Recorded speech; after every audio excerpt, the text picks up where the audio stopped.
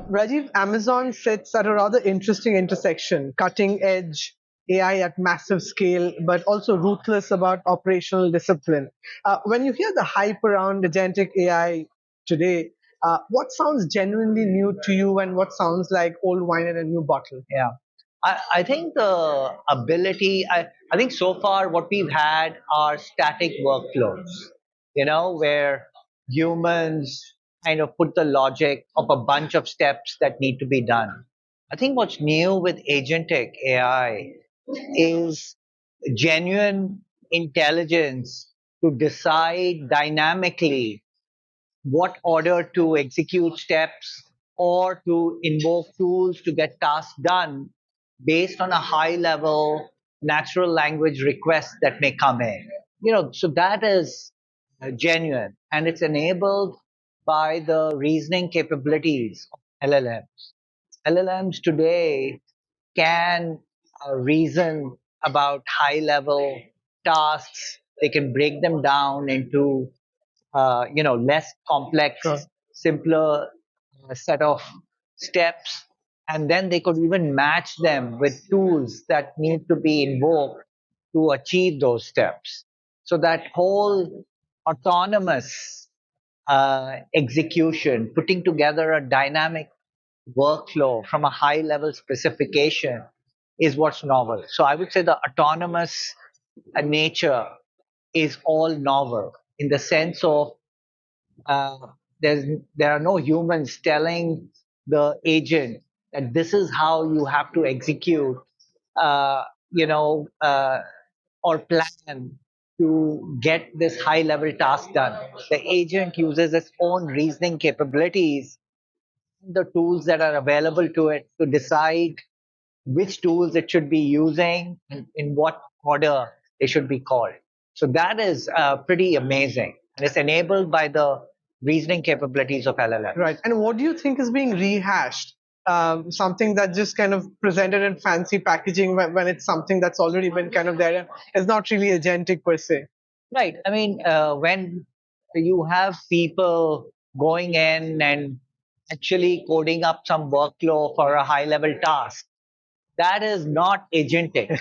Agentic is when you use the power of LLMs and Gen AI to dynamically plan out how you would do. Like, it's for example, you have to, let's say, go to some, you want to visit some place. Yeah.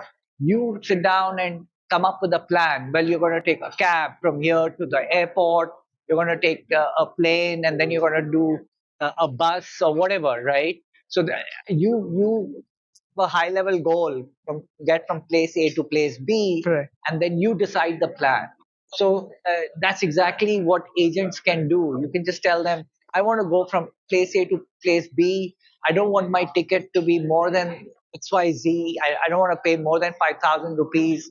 And then the agent actually decides where, how, and you could also say, I want to get there in 2 days. Yeah. So you could give a bunch of constraints, and then the agent will decide, the way to go about meeting your high level goal. Right. And I think that's, if you were to tell the agent that, do all these things to get me from A to B, and the agent just goes and books the tickets, that's not really agentic AI. That's like, the plan is not being figured out by the agent. Sure. You're giving the agent the plan. Correct. So I think a lot of times you'll see people will start referring to things as agentic AI, but actually there's no planning.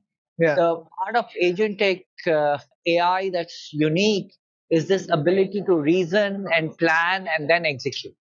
And Rajiv, of course, there's a lot of buzz and noise around AI. Personally, how do you differentiate noise from what is the real signal? Yeah, I mean, there is no question that AI is big and it's going to bring a lot of value. I mean, if you, in fact, machine learning has been around for much longer.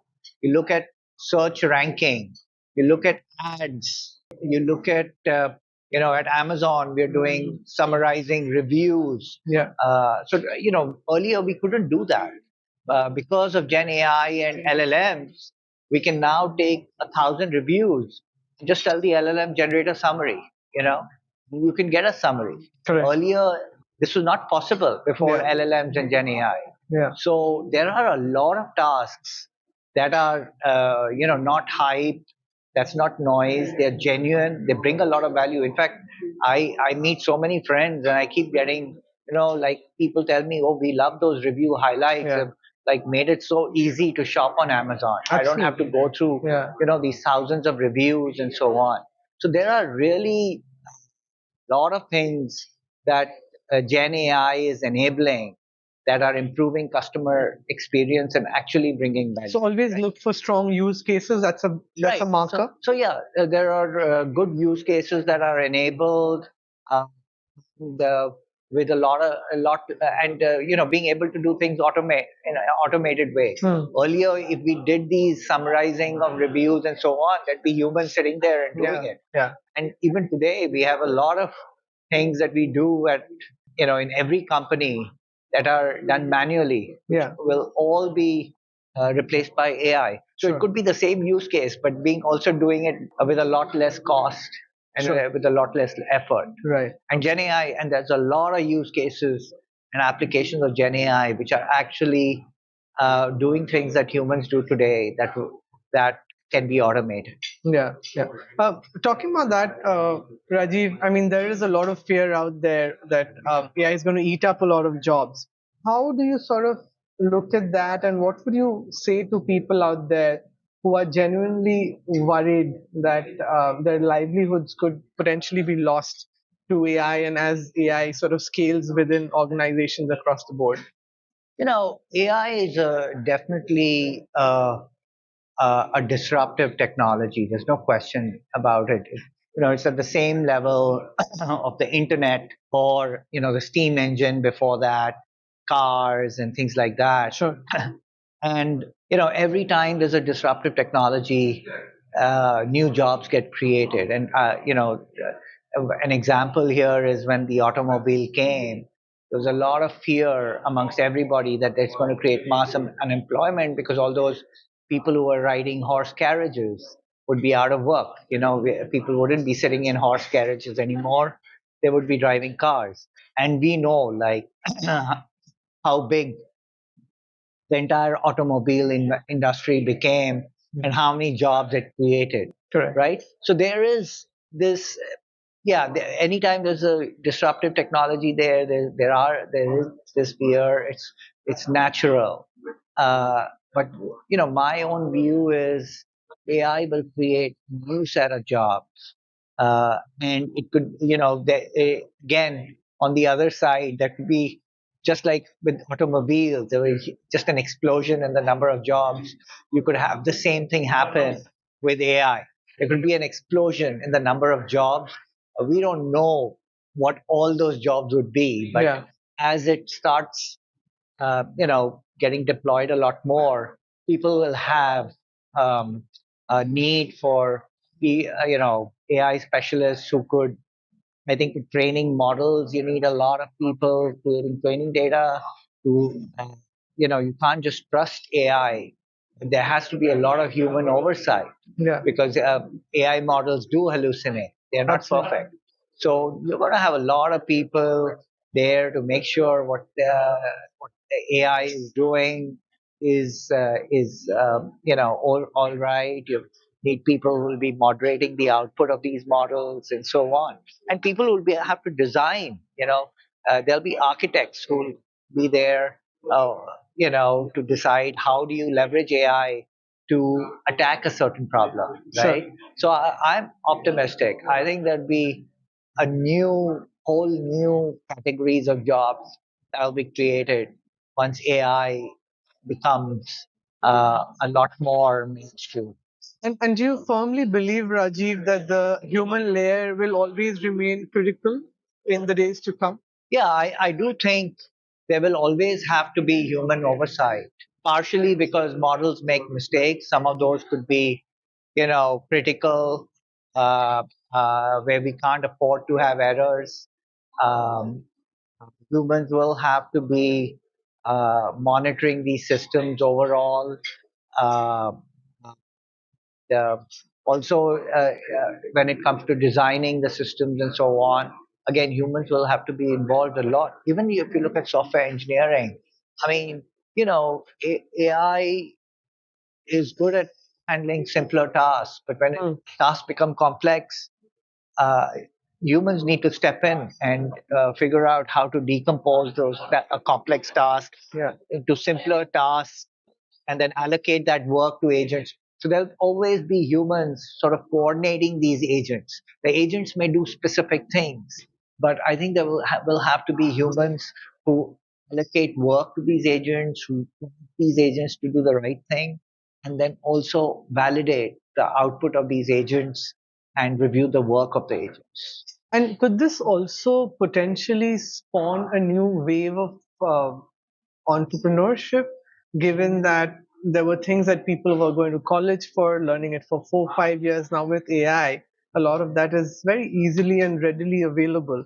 So young people who want to pick up those smarts and put in their own brains possibly could look at being more entrepreneurial as well, right? Right. I mean, the skills that you would need are really problem solving skills are important. So I think it's very general. How do you solve problems, right? I mean, how do you take complex tasks, break them down into simpler tasks, and explain to somebody how? I mean, because agents will are like workers, and Yeah. you've got a big job.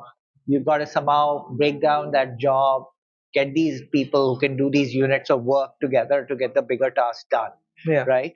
And of course, there will still be need for domain experts because uh, you can't verify the software if you don't know anything about coding. So Yeah. if you're somebody who has to make sure that the code is going to work right, somebody who has to certify that, you've got to know how software works and how it's built and so on. So I think domain expertise will still be important in an AI world, and you will need domain experts for Right. different areas. Even though AI will have a lot of domain expertise, but the humans who have to oversee AI will also have to have that domain expertise Yeah. because you cannot know whether AI is doing the right thing or not Correct. without having some domain expertise. Yeah. Right? Yeah. So, I mean, AI may get busy as a bee, but you still need that queen bee, which is the human sort Yeah, of I aspect do. of it. That's my belief. But look, again, we are in uncharted territory. This is just my view at this point in time. Yeah. We'll have to wait and see how things go, Yeah. right? Yeah. Sure. Evolve. Yeah. Okay. Just coming back to agents again. So, a lot of people are extremely psyched about AI agents, right? But very few operate at your scale, Amazon scale. Um, Mistakes are obviously very expensive, and customer trust is a fragile thing. So, what actually has to be true inside an organization before they let an AI system act autonomously? Right. So we are building agents in my team to automate SOPs. These are like natural language documents which kind of give instructions to humans as to how to handle a situation. Let's say, some product got suppressed on Amazon for some reason. Maybe the documentation on its safety wasn't there. So we decided we can't carry this product until we get all the documentation, right? And then there is a whole SOP which says, well, what are the kinds of documents you need? Who needs to vet those documents? What do you need to look for in those documents before you unsuppress that product, right?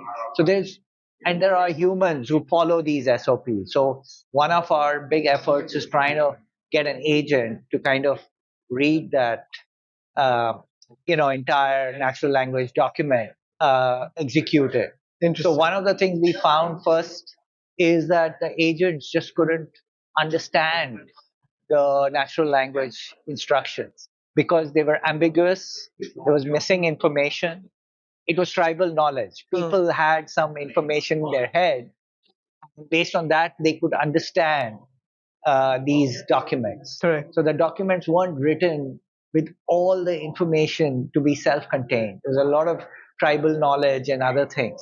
So now we had to create knowledge bases capturing all that tribal knowledge. Then, even then, I think humans have to overlook what the agent code is and to make sure it's correct. Then before you unleash these agents, you got to do extensive testing to make sure that the agent doesn't have bugs, Yeah. doesn't have errors, it's not doing the wrong things. Yeah. And that's a huge challenge, Yeah. So even trying to test out these agents is so that you are quite confident that they're not going to do something crazy, right? Yeah. When you say Is that, Rajiv, it takes me back to the movie Tron and Tron Legacy, right, where the machine goes rogue, right. right? So I mean, Yeah. that's fiction, of course, but you never know. Yeah, I mean, of course, I mean, we're using agents for mostly they have read-only access, so they can't go and update. So Yeah. we put in a lot of checks. Agents have to have proper authorization. So we pay a lot of attention to the security that they have the right access controls. We don't, they're mostly reading information right now. We're not doing things where they can go and update large Yeah. databases and so on. And of course, a lot of testing and validation. So that's the not so sexy part of deploying agents. So we are finding that there is a lot of work involved when you start using agents to automate processes and so on. And testing is super important. Sure. Let's talk about speed versus discipline a little bit. Now, Amazon is, of course, at this very interesting space where it is both an enterprise and a startup, right? So, startups are obviously known to move fast, like that whole move fast, break thing kind of an ideology. Enterprises typically move carefully. Amazon, of course, seems to do both, right? So, how do you avoid the two common traps of moving too fast and in the process breaking trust, or moving too cautiously and kind of missing the moment? Yeah. So one thing, Andy Jassy, our CEO, likes to say that Amazon is the world's largest startup, right? So I think one of the ways we try to stay nimble is we have this concept of two pizza teams. So we have small teams. Uh, we don't have too many decision makers. It's very clear who's going to make the decision. The team is small so that they can move fast. And a great example is the project I just talked to you about, having, automating these processes.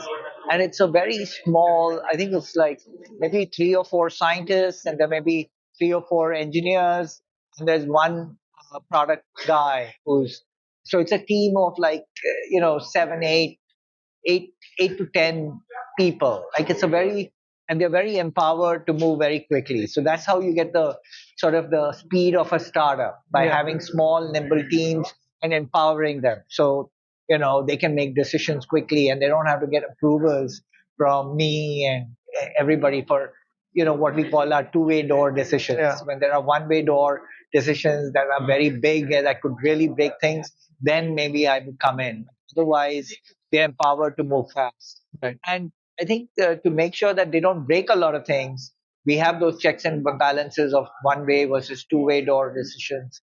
So, two-way door decisions are decisions that can be reversed. So those they are empowered to make and move fast. But then there are one-way door decisions. Then they need approvals from more senior people. The big decisions get taken by others. And of course, I mean, like I said, before we deploy stuff, we do have a bar on what accuracy we need the agents to be at. So, we don't want agents, unsuppressing something Yeah. that was unsafe. Some product that was unsafe gets unsuppressed, right? That's not a great experience for Sure. customers. So we do a lot of testing and we have guardrails on, you've got to achieve a certain amount of precision or accuracy before the agent can be deployed. So those are mechanisms that we use to kind of prevent, things from going wild and breaking things. Yeah, awesome. Rajiv, before we close, I want to get a personal viewpoint here. Um, what is that one thing about AI that excites you the most, and what is the one thing that worries you the most to the level of, I mean, it could keep you up at night potentially? No, the one thing about AI that excites me is just the possibilities. You know, in terms of what customer experience could be. You know, I can imagine virtual reality. You were sitting at home and you're experiencing a product like you were in a physical store, Yeah.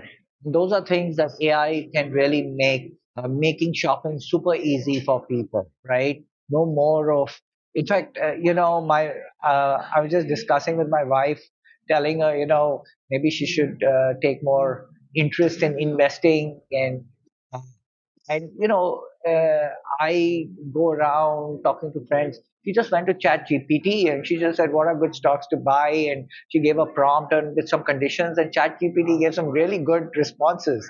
So it just makes it so easy Yeah. for people to shop, do things in their daily lives. Knowledge is at everybody's fingertips. Yeah. So that's the thing that really excites me. How empowered everybody can become with AI, Yeah. right? If they're open to using AI and adapt at it. And I think the thing that scares me is um, if AI makes mistakes or uh, is not accurate, especially when it comes to like medical advice and so on. AI, were to goof up, and that could be life threatening, that Yeah. could lead to loss, which could be quite tragic. Yeah. Or AI may, we've seen a lot of things where AI makes mistakes Right. and causes accidents and even loss of life. So Yeah. that's the thing that scares me. Wonderful, Rajiv. It's been so nice chatting with you. Thank you for making the time, joining us here. We wish you all the very best. Thank you for inviting me. Thanks.